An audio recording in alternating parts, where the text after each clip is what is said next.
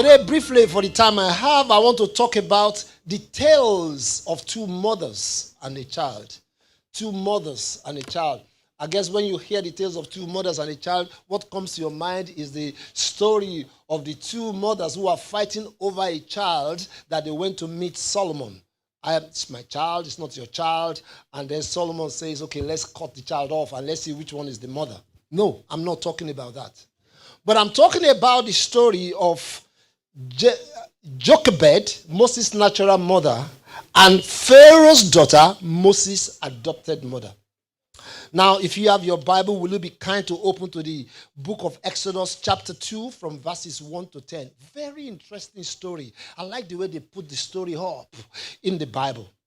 The Bible said, now a man of the tribe of Levi married a Levite woman. I'm reading from the NIV translation. And she became pregnant. And she gave birth to a son. When she saw that he was a fine child, she hid him for 3 months. But when she could hide him no longer, she got a papyrus basket for him and coated it with tar and pitch. Then she placed the child in it and put it among the reeds along the bank of the Nile. What a thing for a mother to do. And his sister stood at a distance to see what could happen to him. Then Pharaoh's daughter went down to the Nile to bathe, and her attendants were walking along the riverbank. She saw the basket among the reeds and sent a female slave to get it. She opened it, and what did she see? A baby. The baby was crying, and she felt sorry for the baby.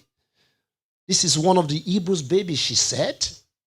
Then his sister asked Pharaoh's daughter, shall I go and get one of the Hebrew women to nurse this baby for you? Yes, go, she answered. So the girl went and got the baby's mother. Pharaoh's daughter said to her, take this baby and nurse him for me, and I will pay you. So the woman took the baby and nursed him. When the child grew older, then she took him back to Pharaoh's daughter, and he became her son.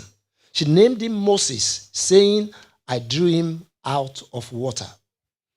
The interesting thing about this story, you will see interplaying two mothers over the life of a child.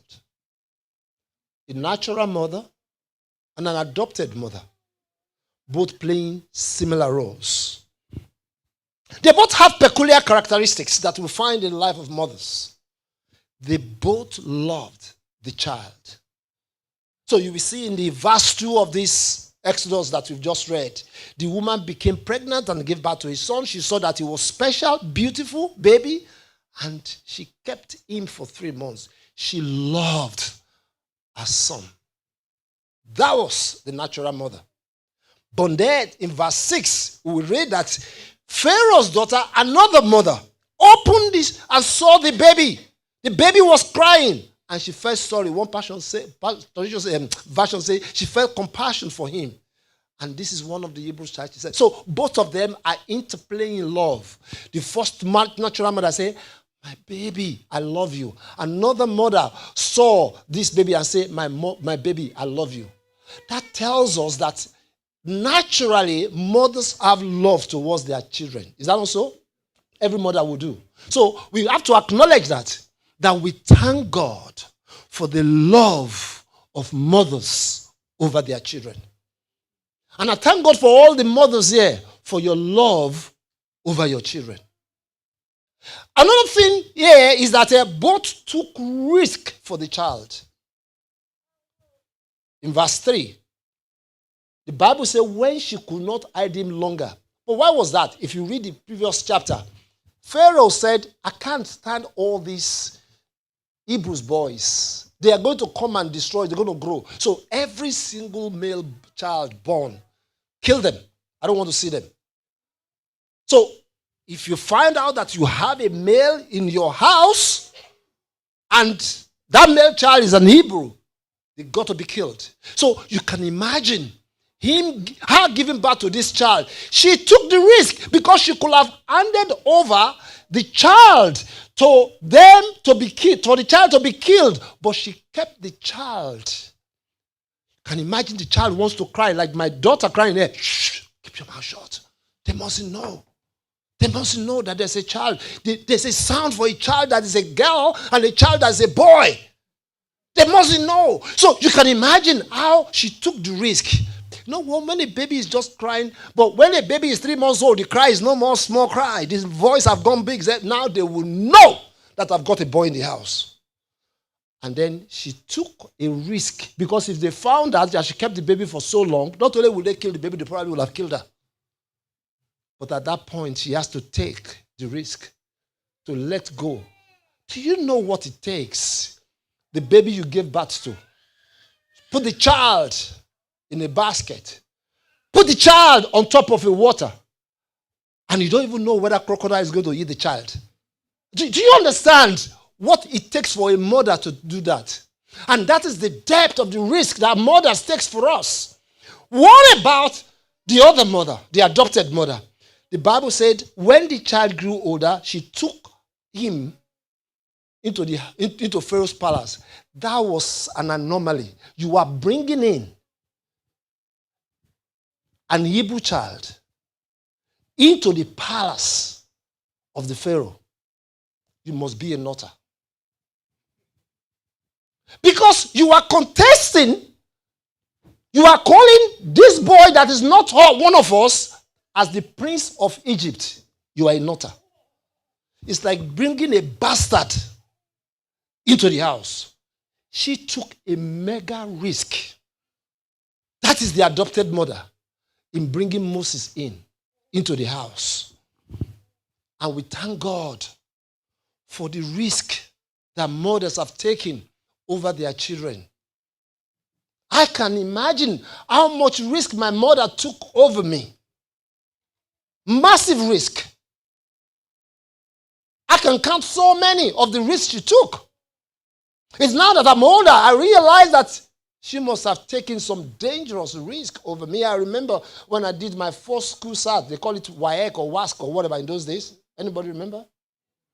I failed so woefully. BJ was so bad. I only passed one subject. Of all the subjects to pass, I passed the subject Yoruba. Of all the subjects, English F9, Maths F9, Biology F9. You can imagine bringing that result to them. They said, of all the subjects to pass.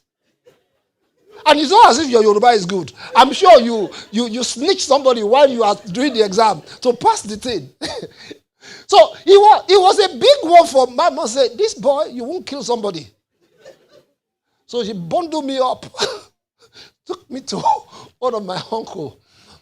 Back in Abeokuta, I used to go to a school called Abeosec then, and handed me over and said, please, the risk is on, just take this boy and do something. That's why the people that nurture you in life can change your life. Just 1 year with him. Do you know the man changed my life till today? Because the next exam that I did, when I repeated it, I didn't even know I can get A. It's for somebody else, not for me. To see me get A's in 3 subjects, I'm like, they were blind when they were marking the paper. But you never know, as you go through the routine of life, the change that is coming to you based on the association and the people that are leading your life. Took a risk. Both invested in the future and the well-being of the child. Pharaoh's daughter said to her, take this baby and nurse him for me, and I will pay you. So the woman took the baby to nurse him. And you can see both of them interplay. I'm going to give the money to nurse the baby, invested in his life. And the natural mother was actually investing daily as she was talking to him, nurturing him, teaching him what to do. And you can see the depth and investment our mothers have placed upon our lives. You may not notice it, but I'm just telling you, if you still have mother that is alive, you are a blessed man or woman. Because you need to understand the things that they did. For us, either adopted mother, spiritual mother, or natural mother. And lastly, both let go and let God. That one is painful. In verse 3, the Bible says, she could not hide him any longer. She has to let go of the child and say, God is in your hands.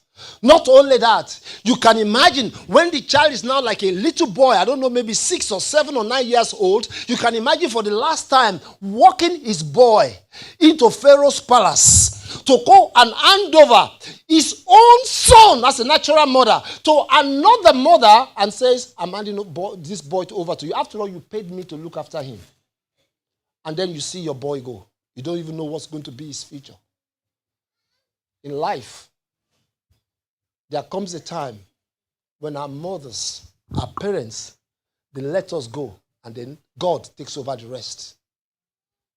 You could have imagined also for our adopted mother, when Moses killed an Egyptian. No, the Bible says Moses fled, isn't he? I'm sure she didn't say bye-bye to an adopted mother.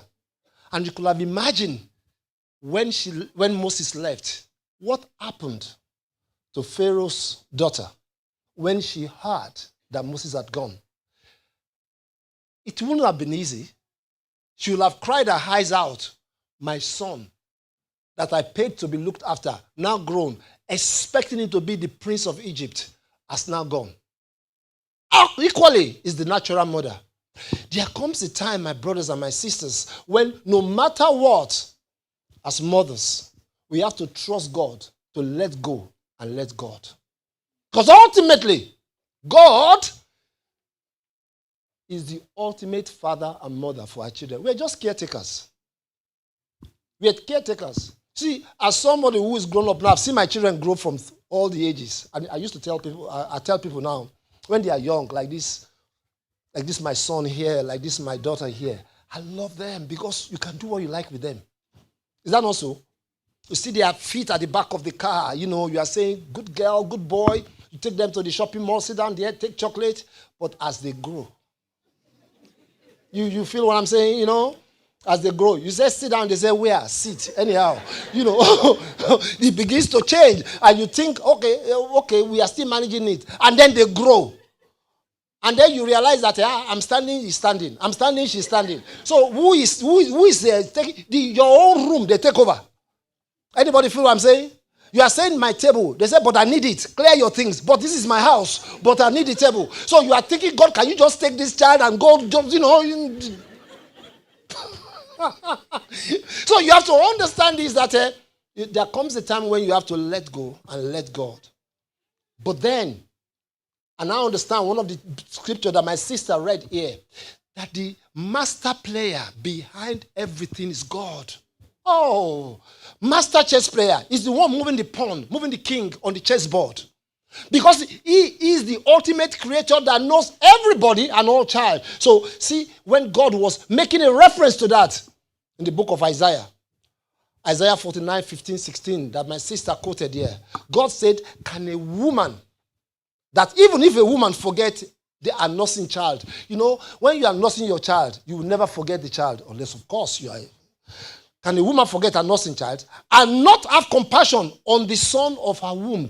Because you remember 9 months you carry the child. But God now says this, surely, you may forget. She may forget. It's not impossible she may forget. Though she may forget, what did God say? I will not forget who? Let's give God a round of applause for that. It's an amazing God. God is saying that peradventure, your own mother that nursed you, that carried you for 9 months, forgets you. Your adopted mother who took care of you forgets you. Your spiritual mother forgets you. God says, I'm going to step in as a mother. And when I step in as a mother, I want to assure you, even if they forget you, I will not forget you. It's an amazing promise that God gave. And see how you forget it. He said, see, I have inscribed you. That's the reason why you not forget. I have inscribed you on the palms of my hand. Your walls are continually before me. What's God saying? In one version of the Bible, he says, I have tattooed your face in my palm. So God said, every time I lift my palms up, I see Yemi.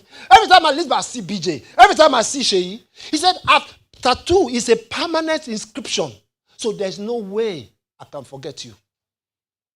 I forget my children at times.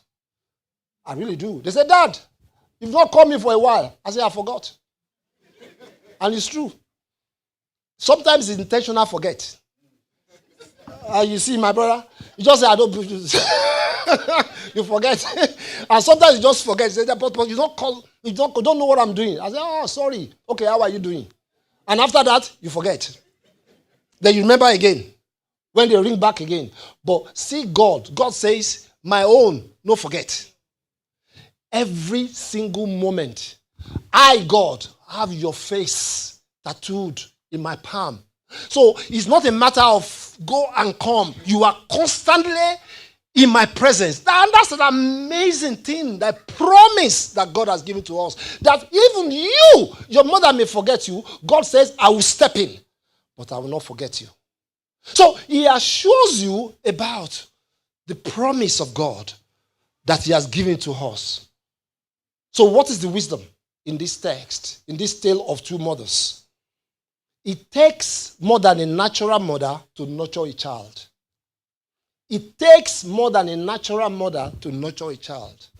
So it's not only a natural mother that can nurture a child up, but sometimes there are people that God has placed in your life that are not your mother. That's why the tales of two mothers, one is a natural mother, one is an adopted mother, probably like we have today, a spiritual mother to nurture your life. And that's why we have to understand the role that each one of them plays in our lives. Also for you to understand that God has a plan for every child. You can't hold too much to your child. God has a plan for them. He's the ultimate creator of those children. And so for us as mother, we are just playing a role. And I salute every mother because it takes a lot in the life of a mother in looking after their children. And God's plan for some mother is to bring up children that is not from their loin. It's not only the children that we gave birth to naturally that God probably is asking us to be mothers to. That's why I adopt my heart for mothers who adopted children. Because they understand what God is saying. They understand that we are not just to live in this life. God says, no, there are so many other children you can't be a mother to. And you will understand what that one means as life goes on in life. Because those children, life will not be what they will become if you have not come and take their place at the junction where they need mother. I salute all mothers who goes beyond their own convenience to adopt children, and those children's life and future are because they are taking the place of this Pharaoh's daughter. God's purpose is also fulfilled when we take risk for him. It's a risk. You don't know what's going to turn out to be. It's a big risk. Because until we go out of our way, we will never see what things will turn out to be. And you never know what God is going to do. I'm not a mother, but interestingly, I understand what it means. Even when you, in the journey, some things happens to you, even with your children or other children that you are looking after. You know, when I was still young and chappy, before I met my wife,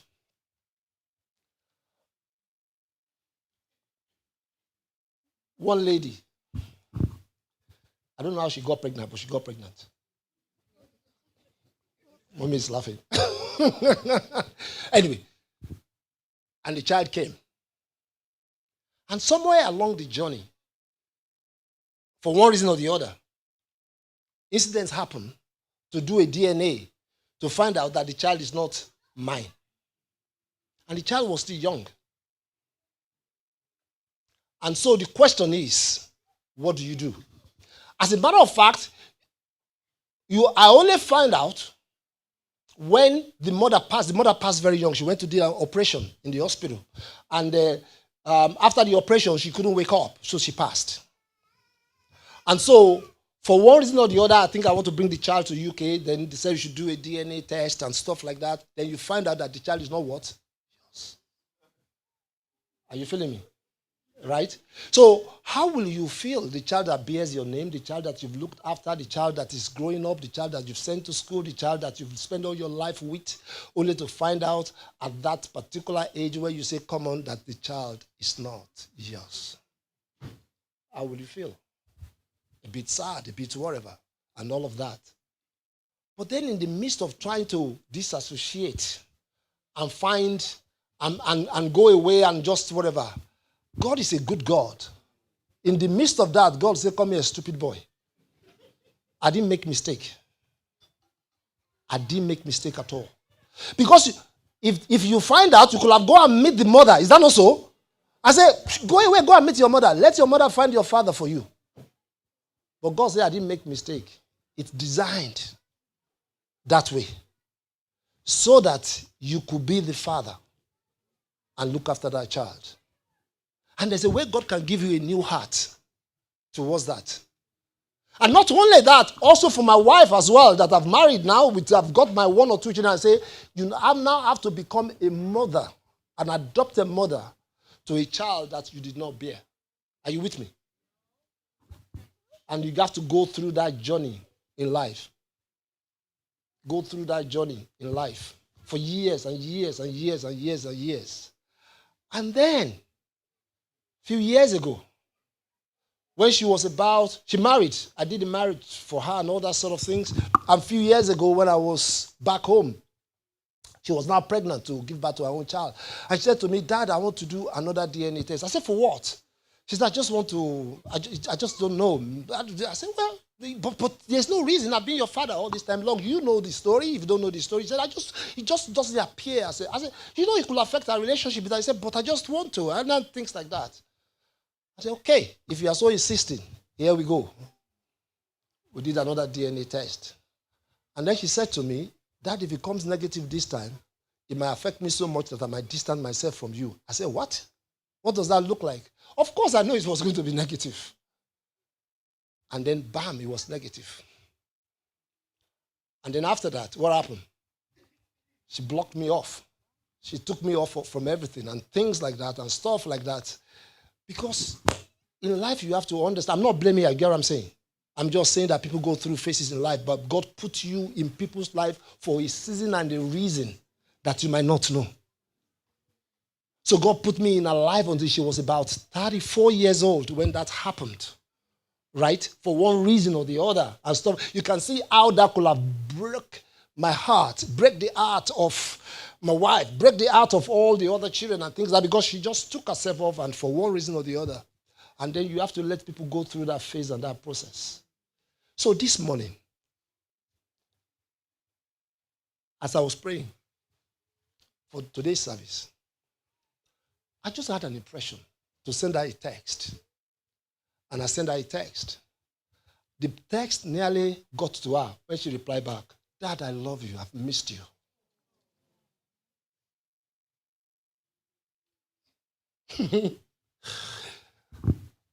So,